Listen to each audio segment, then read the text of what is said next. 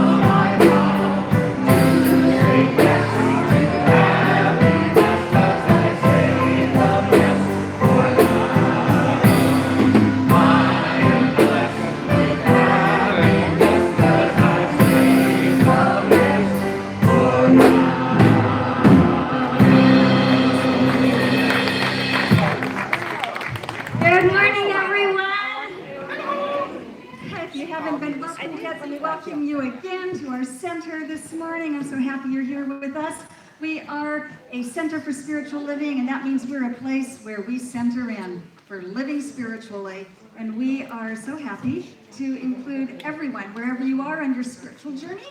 It's true, it's not just lip service. You are welcome here. Amen. Yeah. So my name is Patty Mercado, and I'm happy to be with you, and we're going to start out our service with the lighting the flames of faith. This is a call to service. We perform this ceremony to promote the universal consciousness of life, which acknowledges that all peoples and all faiths, all sentient beings come from the one great universal presence, which we call spirit. Fundamental to this truth is the unifying nature of all religious thought and experience, which we honor here today. We light the candle for the Tao, honoring the universal path of harmony and equilibrium, the natural way. We light the candle for the shamanic traditions, honoring the beliefs and practices of all indigenous peoples, the way of primal spirituality. We light the candle for Hinduism, honoring the path of knowledge, action, and devotion. We light the candle for Judaism, honoring the ethical path of living by sacred law. We light the candle for all forms of Buddhism, honoring the Four Noble Truths and the path of compassion. We light the candle for all forms of Christianity, honoring the Christ consciousness as the path of love. We light the candle for all forms of Islam, honoring the path of compliance with the will of God as the highest calling. We light the candle for the universalistic religion of Baha'i, honoring the path of unity and peace. We light the candle for all forms of New Thought, honoring the metaphysical path of mental healing through the practice of universal spiritual principles.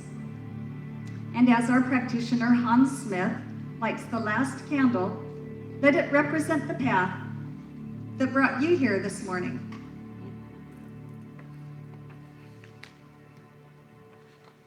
I invite you to join with me in consciousness, in affirmative prayer. Recognizing and knowing that that one life that is inclusive of all, that is ever present, that is omniscient, omnipotent, and omnipresent, is the life of God. It is right here, right now, making itself known. It is making itself known in and through and as all life. Therefore, in and through and as each one of us.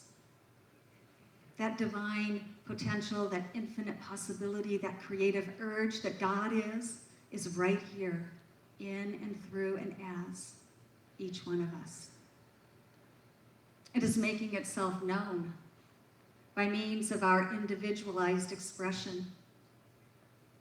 And so I declare an openness, a receptivity to that which God is, to be made known through that which I am. To be made known through the very action and activity of coming together. To be made known through our words, through our actions, through this beautiful service that's unfolding. I declare and I know that this is a divine and perfect activity for each one of us. Is that perfect expression, love made manifest, infinite peace, deep, abiding faith. And so I know that in that awareness, all is well. Each one of us is giving from a wellspring of infinite supply. And so we give with love, giving of ourselves. And knowing that this is the truth, that it continues to unfold, I give great thanks. Thanks for the consciousness, the love, the cooperation, and the companionship. And as I release this word, I release it to a perfect law. I know that Spirit has it, and so I let go. I let God. And please join me in knowing this. And so it is. Thank you. And it's my pleasure to invite Reverend Carla up for our Declaration of Principles and Affirmation.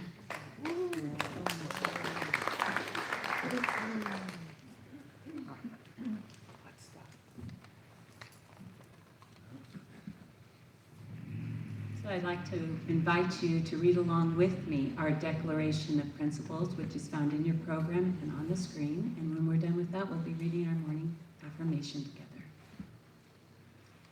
I believe in God, the one creative intelligence, operating through the universe and operating throughout my entire being, now and always. I believe this perfect spirit operates upon a law of mind and creates my experience exactly according to my belief. I believe this perfect creative intelligence can be used by me and by every other person to produce health, abundance, and love in mind, body, and total life experience. I use it now, and I rejoice in it. And so it is.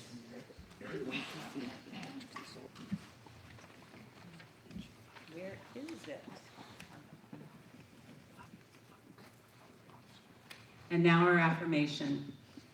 Heaven is here. I allow its inherent presence to resurface, re-energize, and reset my mind. And so it is. Thank you, Reverend Carla, and please welcome Debbie Wheeler.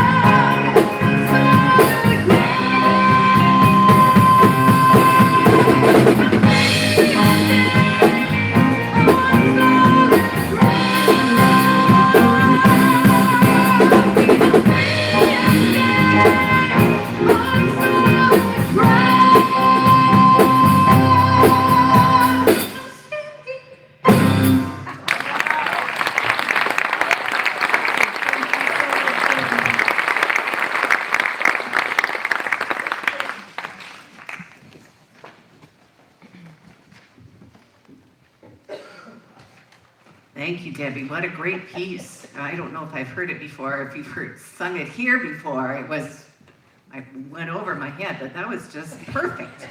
It was perfect. So my talk title today is The Individual and the Universal, and it's about the relationship between those two. So looking in the mirror and seeing Spirit's face looking back at me is absolutely perfect, and to recognize and realize that it's happening all the time because that's what it does. So there's a wonderful quote of Thich Nhat Hanh, And it's this one, enlightenment is when a wave realizes that it's the ocean. When a wave realizes that it's the ocean. So that's all about awakening. That's what we are called to do, to awaken to the truth about ourselves, and yet every single one of us is an individualized expression of that one. Reverend Patty's wonderful affirmative prayer reminded us that we're all individualized expressions, and I love to think of everything that way, that in fact, everything is individualized, not individual. There isn't any individual good. You've heard me say that many, many times. It's just individualized. I am individualizing my good according to my consciousness, and so are you. I am individualizing my health according to my consciousness, and so are you. I'm individualizing my relationships according to my consciousness, and so are you. So the universal is forever moving through every one of us according to who we think we are, according to what beliefs we have about life and about ourselves and about the nature of the divine. So this week's notes were put together by one of our great beloveds, Reverend Dr. David Alt, and I just want to acknowledge that, and I'm going to veer off anything that he's prepared except for one thing. So take out your program if you have it, and put it in front of your face. Now keep it there.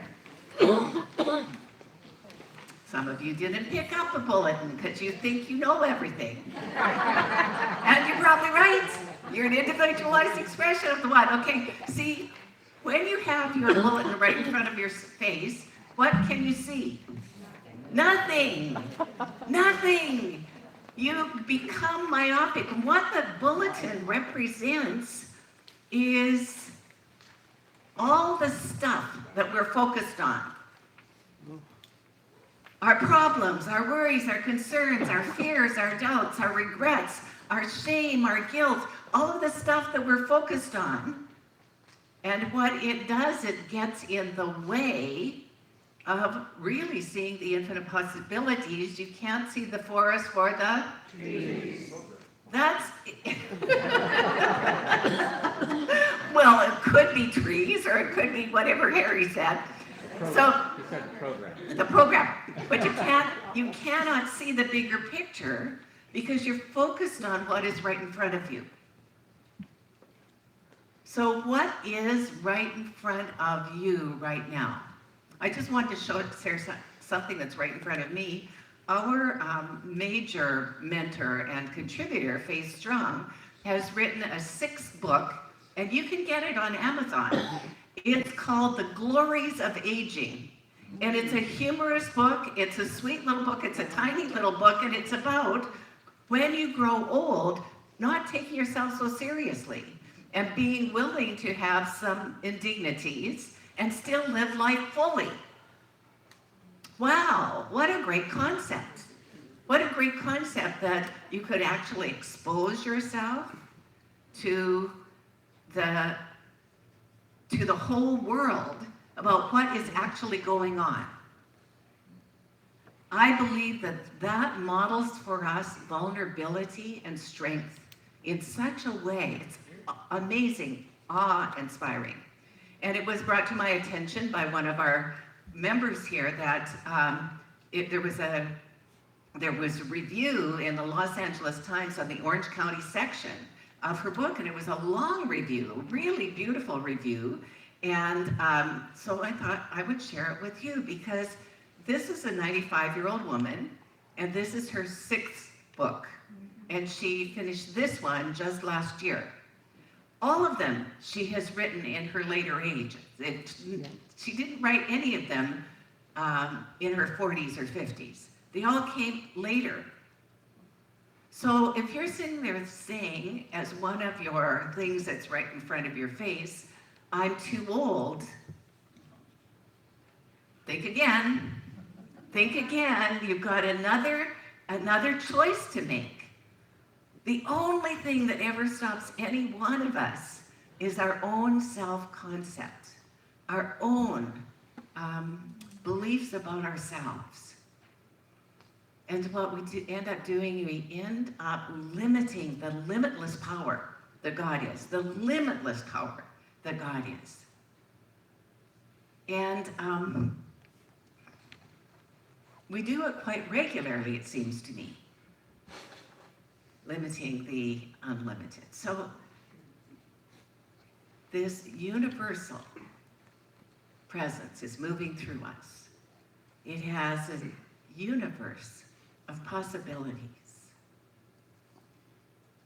Our body is reconstructed every 4 years, every single atom, but daily it's reconstructed.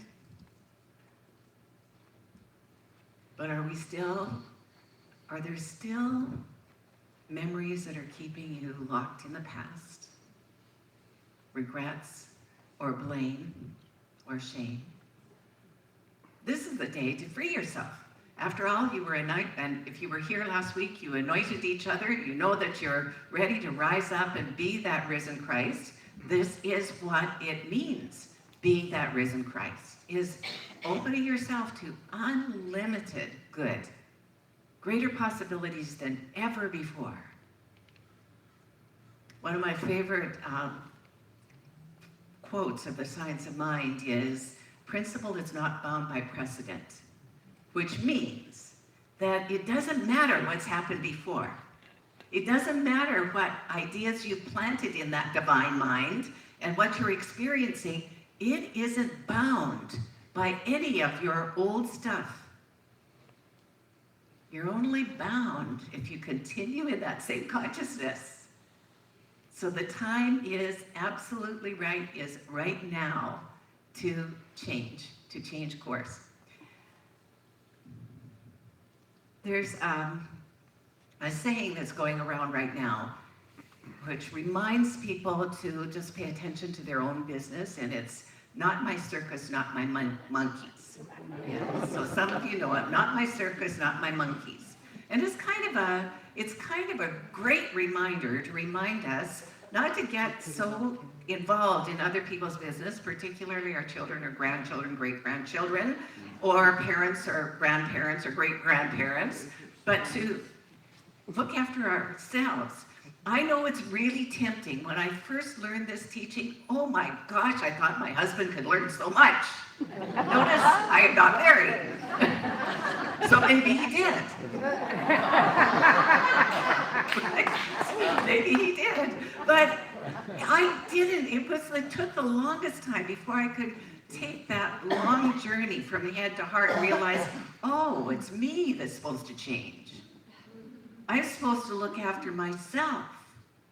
I'm supposed to notice what I'm thinking, not notice what he's thinking and doing, because I was really good at that. I was sharp as a tack noticing what he was doing and how his life would improve if he would do it a different way. If I believed in shame, I'd be ashamed to tell you that, but thank goodness I'm a recovering vulnerable person. Anyway, so not my monkeys. It's kind of dismissive when you think about it, isn't it? And what we say every Sunday, or most Sundays, is that we are each other's keepers. That those monkeys are my circus. Not for me to fix, because as soon as I see something that's broken and needs fixing, I'm looking through the wrong lenses. But when I can see the wholeness of anything, even if it's in disarray or pain, when I can see the wholeness and I can see the beauty and the prosperity and the goodness, then I'm seeing through those universal eyes, through God's eyes. And it is my business. And it's all of our business. It's all of our business to see each other as these beautiful beings of pure light. And to see us as the place where truly the light, the truth of us shines through. There's a saying that there are certain, in fact, I think I first heard it in Scotland, that the other side, the other dimension is only 3 feet away from us at any time. Now, how they measure it, I don't know, because it's a different reality, a different dimension altogether. But if you think about, it's so close, it's right there. So meaning that we could have an experience with that ultimate reality at any moment. And that there are indeed places where we feel more comfortable with this reality. We see God in these places. We feel God in these places. A writer by the name of Eric Weiner wrote for the New York Times this beautiful article on thin places. And I quoted some of it in my blog. So those of you who read my blog know it really was a moving article to me, because he mentioned all of these beautiful places, starting with the island of Iona. Have anyone else been there besides me? Well, if you get to Scotland, go to Iona, because it is the most sacred piece of land that I've ever seen. In that, this little island that's I think is 1.5 miles by 1.5 miles has a church at every corner. There are more churches there per square foot than anywhere else in the world that I know of. I mean, there are probably lots of, but it called to people to be reverent. And it really did. There was a feeling, even before we knew that, as we were exploring this place, that, wouldn't this be a great place for a retreat? Sure, bring the whole church over here to Scotland and then over here to the island of Iona. It probably would be within their budget. And anyway, so, but it is a place where a lot of retreats are held, because it has that sense, and it isn't that, it's wildly beautiful, but it's not beautiful as in paradise beautiful, like we live in. It's wildly beautiful. And then he goes on to say that there are other places that everyone can say, yes, that's a sacred place. Like cathedrals and places where you just naturally lower your voice in reverence because it's so awe-inspiring. A time of day when the light is a certain way. Thin places. And he finishes the article by saying, but not everybody feels the thin place the same way. In fact, for some people, these thin places are actually thick places. They're places where there's nothing otherworldly about it. There's no awe, there's no reverence. It's just thick. And then his very last idea is maybe everything is a thin place. And what gets in the way are the thick people. That's pure science of mind. That's pure science of mind. What gets in our way is ourselves not being able to see the magnificence of the divine right in front of us, in the person that's right beside us, in the music that we're listening to.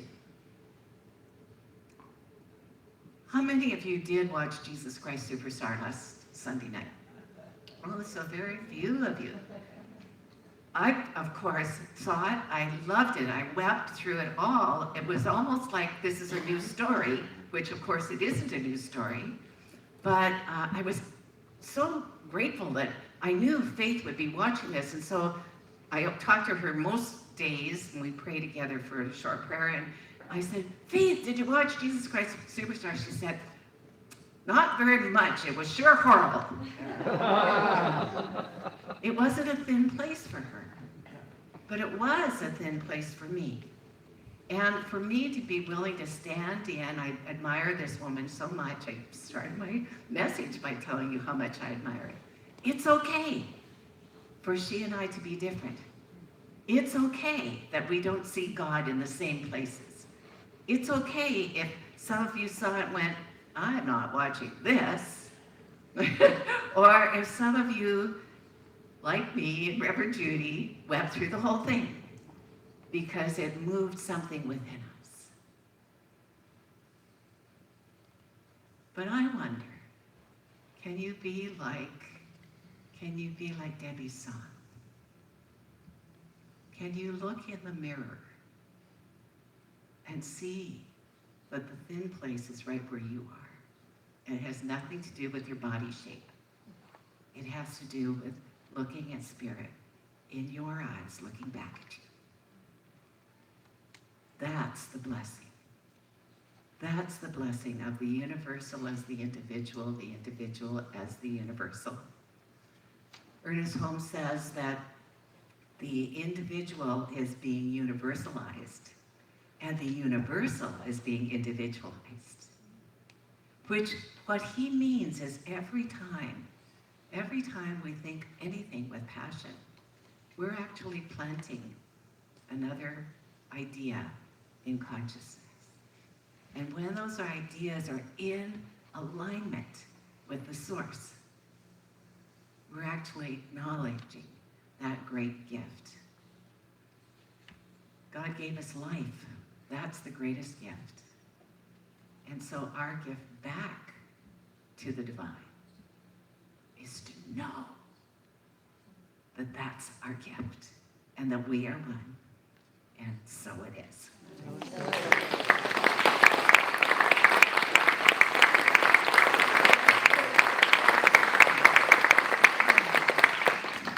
And so let's continue in prayer. This is what I know is true. I know that there's only one life, and that life is God's life. I know that that life, no matter whether it's called the thing itself, or divine mind, or infinite intelligence, or divine creativity, is that one. And it operates through its own immaculate law, calling forth into expression whatever it is that has been planted and accepted into it. So in this moment, for each one, I speak this word in the first person. And this is what I know is true. I know that today is a beautiful day where I see myself in a greater way than ever before. I see the divinity within me. I hear it in my voice. I hear it in my words. I see it in my actions. I am here to make a difference, and I'm making one at all times. I'm planting seeds of peace, of harmony, of unity, of oneness. I'm here to live a fuller, richer, more meaningful life. I'm here to acknowledge that Christ consciousness that Jesus so beautifully demonstrated. I am here to be abundant. I'm here to love and be loved. And I'm here to experience that creativity that is the creative process in new ways, in meaningful ways, in life-enhancing ways. Thank God for God. I'm so grateful for understanding my relationship with Source. I'm so grateful for understanding my relationship with the divine. When I think I'm a solitary wave or a bud or an individual anything, I take a breath. I take the bulletin away from my eyes. I see the entire forest, for I am a forest dweller. I'm good and very good, and I'm so grateful for having the opportunity to remind myself of the truth. It's complete, it's done. And please help me anchor this prayer by saying with me, and so it is. And now, once more, Debbie Wheeler.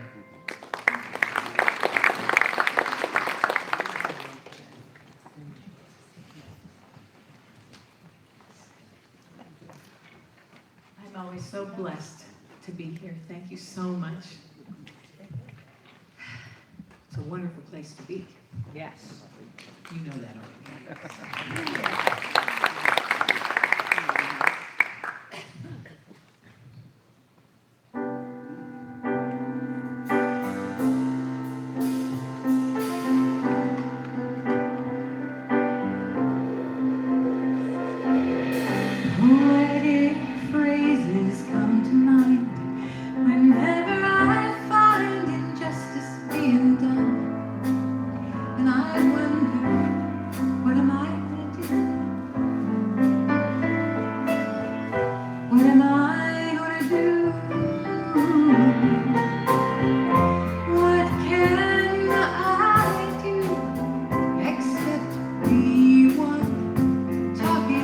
two, touching the three, reaching for 4,000,000. Each of us is one, all of us are one.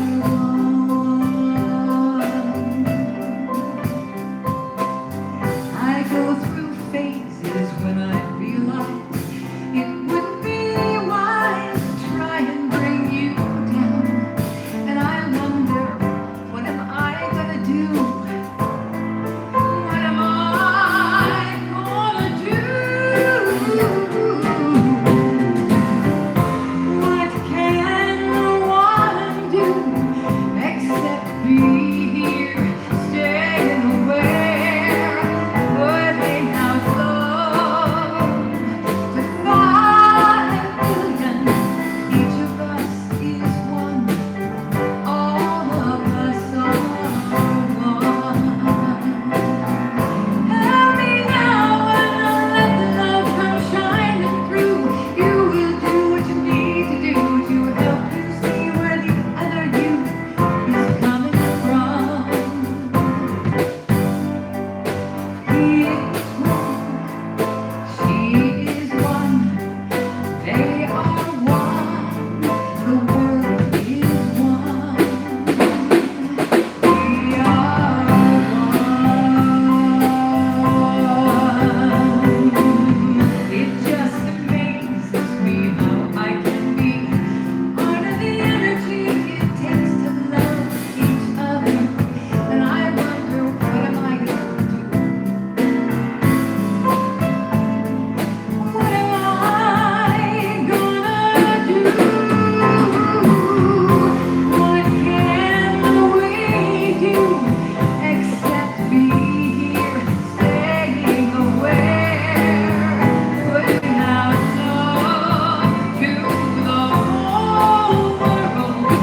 Each of us is one, all of us are one. Help me now and let the love come shining through. You will do what you need to do to help you see where the other you is coming from. They are one, we are one, the world is one, the universe is one. We are one. It just amazes me. I can be part of the energy it takes to love each other. And I wonder, what am I gonna do? What am I gonna do? What can we do except be one? All of us are one. We are one. All of us are one. We are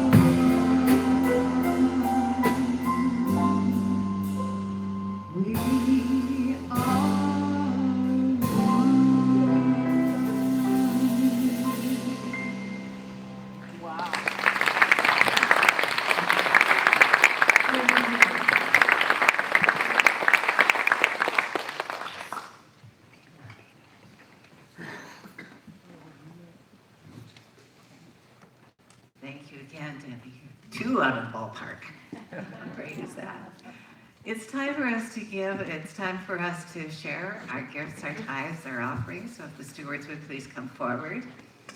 And what we're doing these days is we're reading our prosperity affirmation together and then taking a moment in silence to feel that gratitude and be grateful.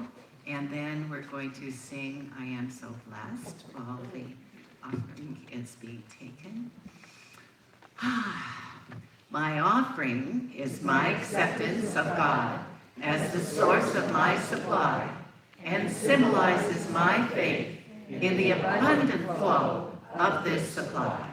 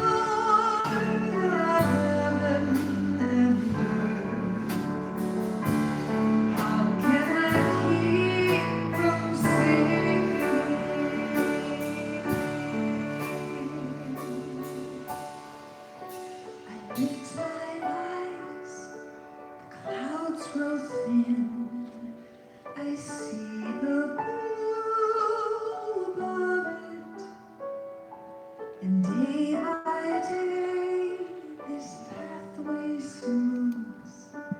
Since first I learned to love it, the peace of God fills my heart. Fountain spring, all things are mine since I am God's. How can I keep from singing? No storm can shake my inmost calm. While to that rock I cling, since love is Lord of heaven and earth. How can I keep from singing? Since love is Lord of heaven and earth, how can I keep from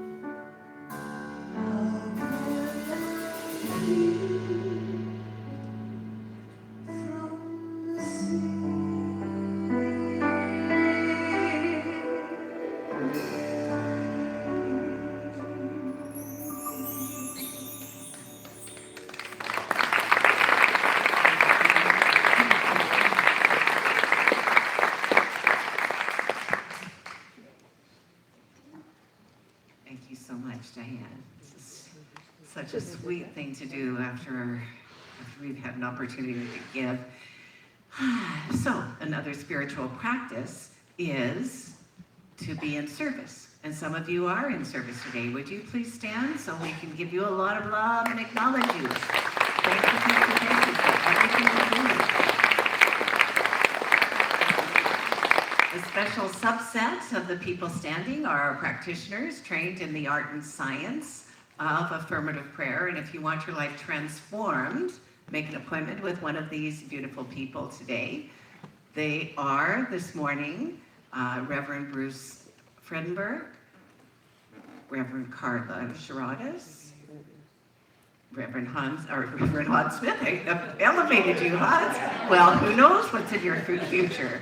And there's one other, but it will be, so let's acknowledge our practitioners.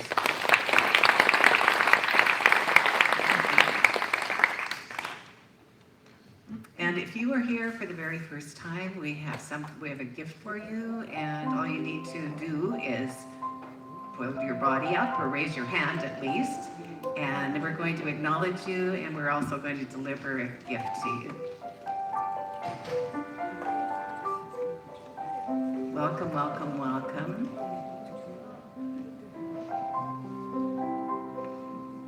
There's some information in that green bag about us and also a gift. So please, we're going to affirm you. We can already see you're courageous. So please repeat after me. Welcome to our center. Welcome to our center. We know that you're a God being. We know that you're a God being. You're the point where God individualizes as you. You're the point where God individualizes as you. You're filled with love. You're filled with love, Prosperity. Beauty. And kindness. Thank you for being here today. Thank you for being here today. So it is. And we have some announcements. Welcome aboard Spirit Airlines flight number 777. To ensure that all passengers can make their connections, including conscious connections, discussion group at noon, please find your seat and secure your seatbelt as quickly as possible. For those of you carrying a lot of baggage, please meet Dr. Heather on the Tuesdays from 6:30 to 9 p.m. for her 16-week series of classes, which will help you with whatever you are carrying around. The first 8-week series is called The Spiritual Path, and the second is called The Nature of Effective Prayer. These classes are appropriate for beginners as well as seasoned travelers. This Wednesday from 11:30 to 1, Reverend Patty will host the monthly Parent Forum, featuring a light lunch and childcare. This will be a conversation about how parents can interact with children in a more spiritually centered way. Nonetheless, please secure your own mask before assisting with that of your child. Our featured entertainment this week at Wednesday's Wisdom is Spectacular You, starring Jennifer Farron. This is a concert, a workshop, and a talk all in one, and can be found on channels 11 and 12 of your console. There are 4 main exits aboard this aircraft, including 2 at the front, 1 to the rear, and 1 through the galley. There are many safety features on board this aircraft, including One Spirit, our support group for the LGBTQ community. They will be meeting on Friday the 13th at 6:30, but we don't talk about Friday the 13th on airplanes. In order to provide you the lowest fares possible, Spirit Airlines does not include a meal service, but all flights next Sunday include a potluck, so please remember to bring a dish to share. Next Sunday, April 15th at noon, the In-Flight Teens, our junior flight attendant program, will host a day at camp. We encourage you to stay in your seat after next Sunday's flight and play with the teens in some of their favorite activities from camp. For a small additional charge, your entertainment center will also have available for a limited time the Paza-Palooza concert on Friday, May 4th at 7 p.m. This will feature the Paza award-winning artists Freebo, Harold Payne, and Richard McDeasy. Tickets for this event will be $20, and all major credit cards are accepted. So sit back and relax. We'll be pushing back from the gate as soon as we cross-check and sing This Little Light of Mine.